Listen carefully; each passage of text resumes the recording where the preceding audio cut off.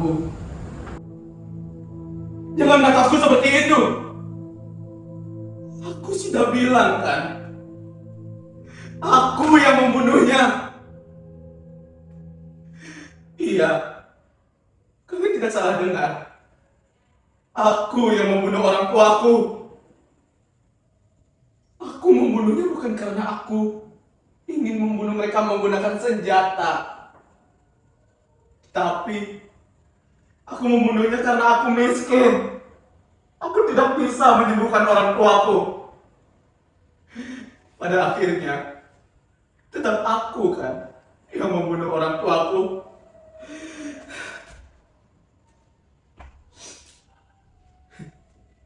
Hidup ini lucu ya. Seorang anak sepertiku bisa menjadi seorang pembunuh untuk orang tuanya. Padahal aku hanya seorang siswa biasa. Hanya seorang siswa dengan menggunakan seragam yang datang ke sekolah untuk belajar dengan penuh harap dan percaya bahwa pendidikan bisa membebaskanku dari neraka kemiskinan. Ya, setidaknya itulah yang dulu kulakukan. Tapi sekarang aku hidup hanya untuk membantu emak.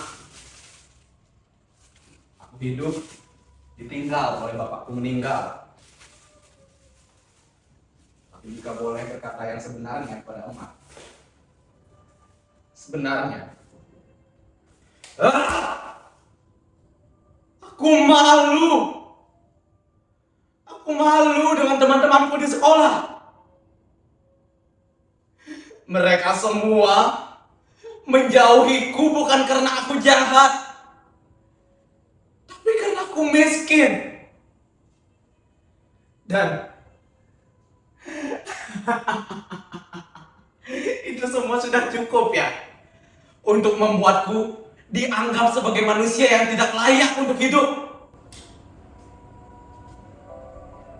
Ma, iya ma, iya, sudah aku belikan kok obat yang emak suruh belikan di warung kemarin. Iya ma, iya, ini aku bawakan ya ma. Kalian dengar itu? Emak sedang sakit. Sudah sebulan yang lalu emak sakit. Tapi aku sebagai anak yang gagal, aku belum bisa membawa emak berobat ke dokter. Kata orang, biaya dokter, biaya rumah sakit, itu mahal. Bagaimana? Apa? BPJS? Bagaimana? Bagaimana orang susah, miskin seperti kami bisa membayar iuran per bulannya? Kalian bertanya, kenapa aku berpikir dan berkata kepada kalian seperti itu? Waktu itu, aku pernah mengantar emak berobat ke dokter, dan di sana aku melihat wajah para dokter itu sumringah.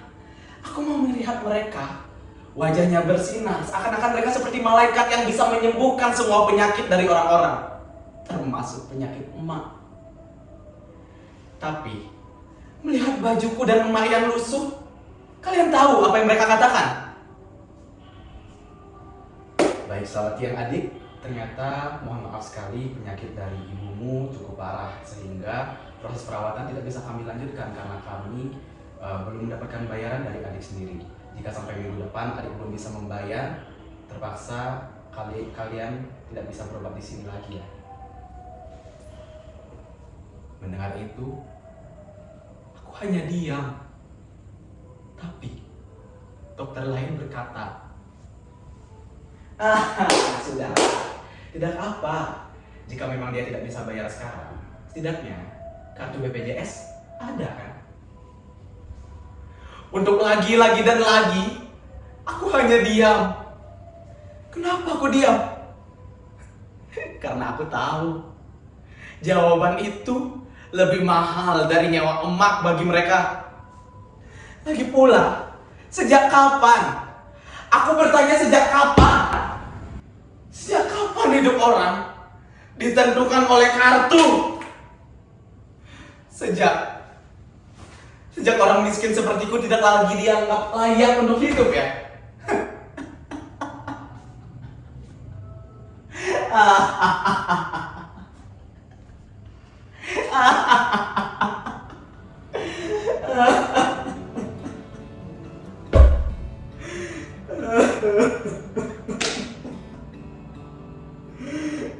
Perhatikan kau tak banyak bicara. Sejak bapak meninggal 5 tahun yang lalu, emaklah yang menggantikan bapak untuk menafkahi keluarga ini. Emak pernah bekerja sebagai buruh cuci baju dengan upah seikhlasnya.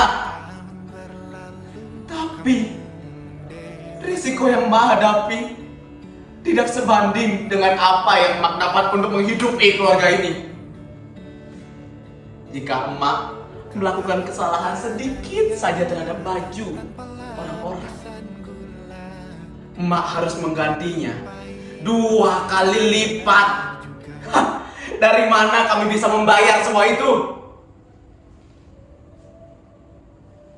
Tapi karena itulah emak bercita-cita kepadaku untuk menjadi seorang guru.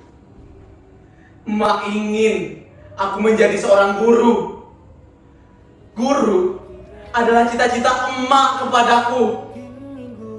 Guru adalah insan cendekia. Guru adalah pekerjaan yang paling mulia. Dan guru adalah pembina, pendidik bangsa ini. Karena itulah emak ingin aku menjadi guru. Setidaknya itulah cita-cita emak kepadaku.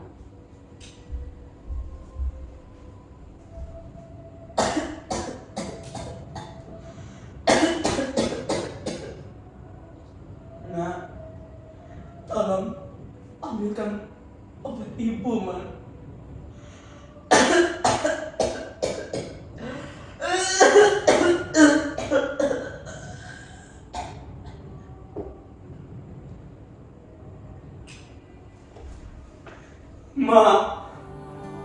Ma, bangun, Ma.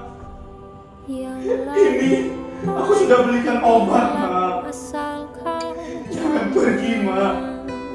Jangan pergi. Aku berjanji, Ma.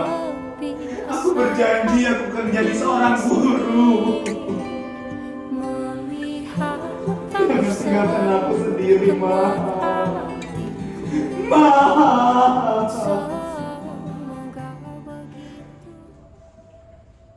Setelah itu, orang-orang seakan ikut bersedih saat aku bersedih. Orang-orang ikut berduka saat emak meninggal. Awalnya, itulah yang kupikirkan. Tapi ternyata, setelah 1 hari berlalu, semuanya tetap berjalan seperti biasa. Para pedagang itu sudah membuka usahanya kembali. Orang-orang itu mulai bekerja ke kantornya masing-masing. Tidak ada yang peduli pada orang miskin sepertiku. Dan aku baru sadar, ternyata selama ini memang aku hanya hidup sendiri. Orang-orang yang tidak merasakan menjadi miskin tidak akan mengerti bagaimana rasanya diinjak-injak oleh orang-orang yang ada di atasnya. Semuanya egois, membuatku merasa akulah yang membunuh orang tuaku. Aku yang membunuh emak. Aku tidak bisa membantu bapak. Itu semua karena kalian semua orang-orang yang egois, tidak mau memandang orang-orang, tidak mau membantu dan tidak peduli satu sama lain. Karena itulah aku sudah muak dengan semua ini. Karena kalian seolah-olah membuatku sendirilah. Seolah-olah membuatku yang membunuhnya.